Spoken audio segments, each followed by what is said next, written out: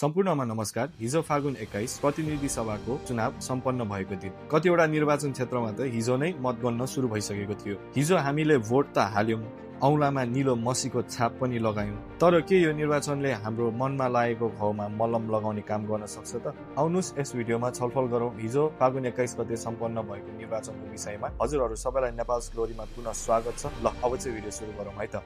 हिजो फागुन 21 गते सम्पन्न भएको चुनाव नेपालको इतिहासको सबैभन्दा महँगो चुनाव थियो। तर के यो चुनाव डेमोक्रेटिक थियो त? 70,000 भन्दा बढी नेपाल आर्मीको बन्दुकको छायामा भएको चुनावलाई हामीले कसरी लोकतान्त्रिक भन्नु? अझै पनि ती सेप्टेम्बर 8 र 9 मा घाइते भएका जेनजी भाइ बहिनीहरू र उहाँका परिवारहरू माइती घरमा धर्ना लिएर बसेका छन्। हामीले यत्रो रगत बगाएको हामीले चुनाव गर्नलाई हो र? ल भन्नु त। त्यस्तो हो 84 को चुनाव अब 82 मा सार्नलाई हो र? हामीले यत्रो गरेको। तर नेपाल सरकारले उनीहरूको मागलाई अपहेलना गर्दै डेमोक्रेसीको नाममा 70,000 भन्दा बढी आर्मी सडकमा झारेर चुनाव सम्पन्न गरे। हजुरहरूलाई एउटा प्रश्न, बन्दुकको नालमा गरेको चुनाव के साँच्चै डेमोक्रेटिक हुन्छ त? हामीले सुरुमै भनेका थियौँ यो नेपालको इतिहासकै सबभन्दा महँगो चुनाव हो भनेर। इलेक्सन कमिसनको अनुसारले नेपाल सरकारले यो चुनाव गराउनको लागि मात्र 20 अर्ब भन्दा बढी पैसा खर्च गरेको अनुमान छ। इतिहासमै पहिलोपल्ट 3,40,000 सेक्युरिटी पर्सनल खटाइएको थियो। गृह मन्त्रालय अनुसार यसमा 80,000 नेपाल आर्मी थिए, 72,000 नेपाल पुलिस र 1,30,000 म्यादी प्रहरी थिए।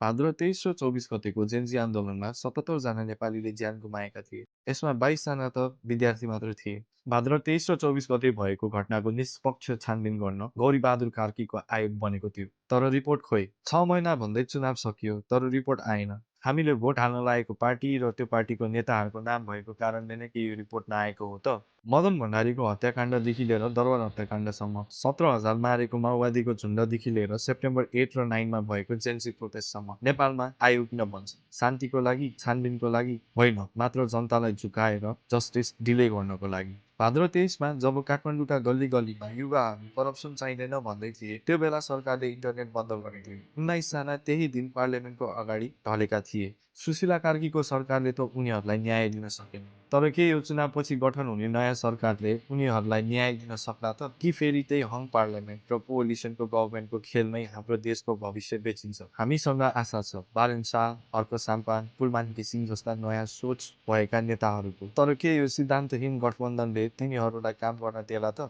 What if? सोच्नुस्, वाट इफ फेरि त्यही पुरानो इतिहास दोहोरियो भने के गर्छौँ हामी? फागुन 1 गते जब राजा ज्ञानेन्द्र झापाको लामो बसाइपछि काठमाडौँ फर्किनु भयो, उहाँको स्वागतको लागि एयरपोर्ट अगाडि ठुलो भिड जम्मा भएको थियो। त्यो भिड कुनै पार्टीले जस्तो मासु भात खुवाएर वा पेट्रोल बाँडेर गएको भिड भने चाहिँ पक्कै पनि होइन। फागुन 1 गते राजाको स्वागतमा उपस्थित भएका सबै जनताहरू एकीकरणको लेगेसी र नेपालको इतिहासलाई माया गर्ने व्यक्तिहरू थिए। यदि नेपालले साँच्चै नै डेमोक्रेटिक भ्याल्युजहरूलाई फलो गर्छ भने ती जनसागरको आवाज पनि सुनिन पर्ने थियो। तर उनीहरूलाई जहिले कर्नर गरिन्छ र राष्ट्र संस्थाको मुद्दा दबाइन्छ। नेपाल्स ग्लोरी हाम्रो युट्युब च्यानलको लक्ष्य भनेको साँच्चीकैको ग्लोरी देखाउनु हो, नेताको चम्चागिरी गर्नु होइन। फागुन 21 हिजो भएको चुनावलाई इतिहासले कसरी सम्झिन्छ? एउटा झुटो लोकतान्त्रिक व्यवस्था कि एउटा नयाँ क्रान्तिको सुरुवात? Justice for Gen Z's, justice for Nepalese, यो स्क्रिप्ट मात्र होइन, प्रत्येक नेपाली युवाहरूको मनमा भएको भावना।